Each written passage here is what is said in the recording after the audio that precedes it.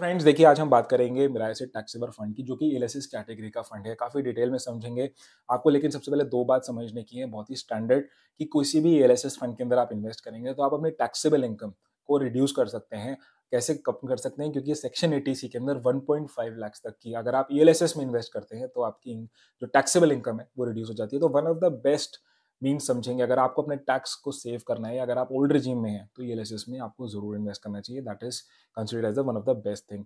Now अगर हम देखें तो ईएलएसएस के अंदर आपको मिनिमम 3 साल का इसके अंदर लॉक इन होता है, यानी कि आज पैसा इन्वेस्ट करेंगे तो 3 साल से पहले नहीं निकाल सकते। तो जनरली इसके अंदर जो लॉन्ग टर्म इन्वेस्टर है, एटलीस्ट 3 से 5 साल वो ही इसके अंदर इन्वेस्ट करें। तो आइए चलते हैं without wasting too much time सीधा अपने स्क्रीन पे, जहाँ पे इसको हम थोड़ा डिटेल के अंदर इसका peer comparison, returns, risk, portfolio सब कुछ देखने वाले हैं।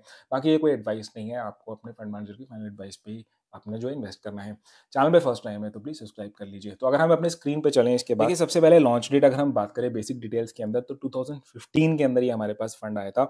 अभी तक अगर हम एयूएम देखते हैं तो 18,500 करोड़, यानी कि 18,000 करोड़ रुपीज का एयूएम हो चुका है, जो कि बहुत ज्यादा भी नहीं है। एक्सपेंस रेशो अगर हम देखें तो 0.64% है, और बेंचमार्क जिससे हम कंपेयर कर रहे हैं इसकी performance, that is the Nifty 500। क्योंकि देखिए जो आपका ईएलएसएस फंड होता है वो लार्जली तो इन्वेस्ट करता है आपकी लार्ज एंड मिड कैप्स के अंदर, लेकिन वो उसके पास लिमिटेशन नहीं, यानी कि वो स्मॉल कैप्स के अंदर भी इन्वेस्ट कर सकता है। तो एक तरीके का मल्टी कैप फंड हो जाता है, बट लार्जली आपका लार्ज एंड मिड कैप्स के अंदर होते हैं। इसके अंदर भी हम देखेंगे तो इसने किसमें किया हुआ है, लेकिन उससे पहले सबसे ज्यादा इंपॉर्टेंस हम रिस्क को देते हैं। तो हम देखते हैं रिस्क पैरामीटर्स में ये फंड अपने बेंचमार्क से और पीयर ग्रुप से कैसे कर रहा है। तो अगर स्टैंडर्ड डेविएशन देखें तो सबसे पहले अगर हम देखें इसकी बेंचमार्क से कंपेयर करते हैं, तो आपको पता है स्टैंडर्ड डेविएशन की वैल्यू कम होनी चाहिए, और यहाँ पे भी कम है। अगर हम शार्प एंड शॉर्टिनो रेशो को देखें, दोनों ही वैल्यू ज्यादा होनी चाहिए। अगर आप देखते हैं शार्प रेशो की, जो होता है आपका रिटर्न्स बाय रिस्क, यानी कि आपके रिस्क कैसे मैनेज हो रहे हैं और रिटर्न्स कितने आ रहे हैं, तो यहाँ पे आप देखेंगे इसकी वैल्यू एट पार है। अगर आप देखेंगे मोर देन एटलीस्ट बेंचमार्क से। और सॉर्टिनो रेशो भी अगर हम देखते हैं तो एटलीस्ट आपका बेंचमार्क से ज्यादा है, लेकिन आपकी जो ईएलएसएस कैटेगरी के और भी कंपनीज हैं वहां पे कम है। यानी कि जब मार्केट डाउन ट्रेंड में आता है तब ये रिस्क उतने मैनेज नहीं कर पा रहा है, एटलीस्ट बेंचमार्क से बेटर मैनेज कर रहा है, लेकिन और इसके जो पेयर ग्रुप्स हैं वहां पे मार्जिनली लैग कर रहा है। बीटा जो होता है वो थोड़ी सी वोलेटिलिटी बताता है, alpha gives you the returns. तो हम रिटर्न्स पे भी आएंगे, लेकिन उससे पहले सबसे पहले हम थोड़ा सा इसका पोर्टफोलियो देख लेते हैं। तो आइए चलिए इसका पोर्टफोलियो देखते हैं। यहाँ पे अगर हम देखें तो देखिए लार्जली इसके अंदर आप देखेंगे तो लार्ज एंड मिड कैप्स की कंपनी है, small caps is just 7 to 8%। यानी कि अगर हम देखेंगे लार्ज एंड मिड कैप्स के अंदर कौन सी कंपनीज आती है वहां पे भी आएंगे, लेकिन इसका थोड़ा कंसंट्रेशन देख लेते हैं। देखिए सबसे पहले ये ग्रोथ स्टाइल का हमारे पास म्यूचुअल फंड है, यानी कि ज्यादातर जो कंपनीज हैं वो ग्रोथ ओरिएंटेड हैं। कंसंट्रेशन अगर हम देखें तो लार्जली 71 नंबर ऑफ स्टॉक्स हैं, जो बोल सकते हैं कि वेल डाइवर्सिफाइड फंड है। टॉप 5 स्टॉक्स के अंदर ऑलमोस्ट 25 to 27, यानी कि 1/4 उसी के अंदर है। हम टॉप 10 स्टॉक्स यहाँ पे देखेंगे कि इस पर्टिकुलर फंड ने किस में इन्वेस्ट किया हुआ है। सेक्टर्स देख लेते हैं। सबसे हाईएस्ट जो है, सबसे ज्यादा, दैट इज द फाइनेंशियल्स। अगर आप देखेंगे बहुत ही सिग्निफिकेंट परसेंटेज इसने फाइनेंशियल सेक्टर के अंदर रखी है, जैसे बैंक्स हो गए, एनबीएफसी सेक्टर हो गए आपके, या फिर इंश्योरेंस कंपनीज हो गई। Services sector is the next, energy and technology. तो ये इसके कुछ 3-4 टॉप सेक्टर्स हैं। आइए सबसे इंपॉर्टेंट, आई नो आपका इंटरेस्ट भी होगा जानने के लिए इसकी टॉप होल्डिंग्स क्या है, कौन कौन सी कंपनीज में ये हाईली इन्वेस्टेड है। तो सबसे ज्यादा देखिए private sector bank HDFC bank सबसे ज्यादा इसके अंदर इन्वेस्टेड है, क्लोज टू 10%, 9 to 10% इसके अंदर है। HDFC bank is good, doing good. आपको पता है अभी बहुत ज्यादा इन्वेस्टमेंट भी आया है, काफी टाइम से थोड़ा लैग कर रहा था, लेकिन काफी सारे रिसर्चर और फंड मैनेजर काफी बुलिश हैं इस पर्टिकुलर फंड के लिए, पर्टिकुलर एचडीएफसी बैंक अकाउंट के लिए। अगर हम देखें नेक्स्ट है हमारे पास आईसीआईसीआई बैंक, यानी कि इसने प्राइवेट सेक्टर बैंक एसबीआई भी रखा हुआ है। अगर आप देखेंगे तो हमारे पास गवर्नमेंट सेक्टर बैंक एसबीआई भी है, यानी कि इसने बैंक्स पे बहुत हेविली प्ले किया है। अगर हम देखते हैं तो हमारे पास नेक्स्ट है Reliance, which is considered as an energy company. Then हमारे पास आईटी की big company, that is the Infosys, construction, L&T, Axis Bank, NTPC, HCL, Kotak Mahindra. तो ये कुछ टॉप कंपनीज हैं। लार्जली अगर आप देखेंगे तो इसके टॉप 10 कंपनीज आर ऑल जो है निफ्टी 50 की कंपनीज हैं।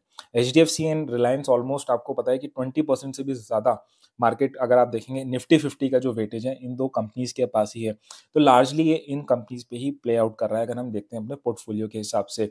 नाउ अगर हम आगे बढ़े, क्योंकि सबसे ज्यादा जरूरी इसके बाद हमारे पास हो जाता है कि हम रिटर्न्स रिटर्न्स हमें कोशिश करने हैं, देखने हैं कि कैसे इस पर्टिकुलर कंपनी के हमारे पास जो म्यूचुअल फंड है इसके रिटर्न्स कैसे आ रहे हैं। तो यहाँ पे हमने क्या किया है, जैसे नॉर्मली हम करते हैं कि हम डिस्कस करते हैं आपका रोलिंग रिटर्न्स को डिस्कस करते हैं। तो अगेन हमने यहाँ पे क्या किया, आपका एक इसके पीयर एनालिसिस भी करेंगे। हमने पराग पारेख ईएलएसएस टैक्सेवर फंड लिया है, जो आपको आपको पता है पराग पारेख का काफी प्रोमिनेंट फंड हो गया है। अभी के टाइम पे काफी लोग इन्वेस्ट कर रहे हैं, इवन दो बहुत ज्यादा हिस्ट्री नहीं है, but still it is doing good. तो हम रोलिंग रिटर्न्स पे रखेंगे। रोलिंग रिटर्न्स आपको पता है बेटर होते हैं आपके डिस्क्रीट या ट्रेलिंग रिटर्न्स, क्योंकि यहाँ पे आपको डेटा ज़्यादा मिलता है कंपैरिज़न करने के लिए। तो अगर हम देखते हैं, देखिए हम रोलिंग रिटर्न्स लेंगे 1 ईयर के अंदर, तो अगर हम 1 ईयर का डेटा देखते हैं, यहाँ पे ब्लू जो कैंडल है, अगर आप ब्लू बार देखेंगे या ब्लू लाइन जो देख रहे हैं that is for Mirai, and Parag Parekh की आपकी है पिंक कलर की। तो लास्ट 1 ईयर के अंदर आप देखते हैं तो क्लियरली पराग पारेख ने बीट किया है।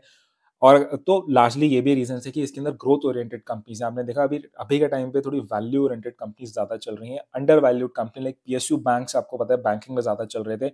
तो और इस पर्टिकुलर अगर आप देखेंगे फंड ने मोस्टली आपके प्राइवेट सेक्टर ज़्यादा रखी हैं company as compare to the public sector. तो maybe this one of the reason. अगर हम थोड़ा-सा टाइम फ्रेम बढ़ाते हैं, यहाँ पे देखते हैं, तो आप देखेंगे यहाँ पे थोड़ी-सी वैल्यू चेंज हुई है। आप देखेंगे पहले के टाइम पे 2021 के टाइम पे आप देखेंगे ब्लू कैंडल ऊपर है। देन हमारे पास ऑलमोस्ट अगर आप देखते हैं तो यहाँ पे दिसंबर 21 के अंदर जब से आपको पता है मार्केट थोड़ा-सा चेंज हुआ था, यहाँ से आपका जो है पराग पारेख ने आपका बेटर स्कोर किया, आपको ज़्यादा रिटर्न्स दिए हैं। अब अगर हम थोड़ा-सा और टाइम फ्रेम बढ़ाते हैं 5 ईयर्स के अंदर, 5 ईयर्स के अंदर आपको ज़्यादा रिटर्न नहीं मिलेगा क्योंकि पराग पारेख थोड़ा-सा रीसेंट फंड है। एक काम करते हैं, इसके अंदर हम थोड़ा-सा और पीयर एनालिसिस करने के लिए एक और विंडो देखते हैं। यहाँ पे हम देखिए हमने point two point returns compare किए 1 year, 3 years, 5 years and since Inception. 1 year के अंदर हम देखते हैं तो हमारे पास जो डेटा है इसके अंदर से SBI long term equity fund ज़्यादा बेटर कर रहा है। 3 ईयर्स के अंदर हम देखते हैं तो आपके पास क्वांट, और अगेन अगर हम देखते हैं 5 ईयर्स के अंदर अगेन क्वांट जो है बीट कर रहा है बाकी सारे फंड्स को। लेकिन सिंस इंसेप्शन देखते हैं तो अगेन आपका जो फंड है वो respectable just after quant taxable, अगर आप देखते हैं उसके बाद मिराज टैक्सेबल फंड के ही आ रहे हैं। तो अगर हम देखें, देखिए लार्जली लास्ट के 1.5 ईयर्स के अंदर थोड़ा-सा पीयर से लैग किया ये वाला फंड, क्योंकि लार्जली इसके अंदर ग्रोथ ओरिएंटेड कंपनीज़ हैं और जैसे मैंने आपको बताया कि वैल्यू ओरिएंटेड कंपनी ज़्यादा चल रही है। लेकिन ये एक ऐसा फंड है, अगर आप इसमें इन्वेस्टेड हैं तो कंपनीज़ का पोर्टफोलियो जैसे मुझे दिख रहा है और रिस्क पैरामीटर जैसे दिख रहे हैं, तो कोई ऐसी प्रॉब्लम वाली बात नहीं लग रही है। मेरे को काफ़ी बढ़िया प्रॉस्पेक्ट्स लग रहे हैं इस पर्टिकुलर फंड के अंदर। बाकी कोई रिकमेंडेशन नहीं है। देखिए अगर आप फर्स्ट टाइम किसी एलआईसी के अंदर इन्वेस्ट कर रहे हैं तो आपको बाकी सारे फंड को भी इवैल्यूएट करना चाहिए। This video is only in case अगर आप मिराज टैक्स सेवर को भी थोड़ा कंसीडर करना चाहते हैं। मे बी हम नेक्स्ट वीडियो लेकर आएंगे।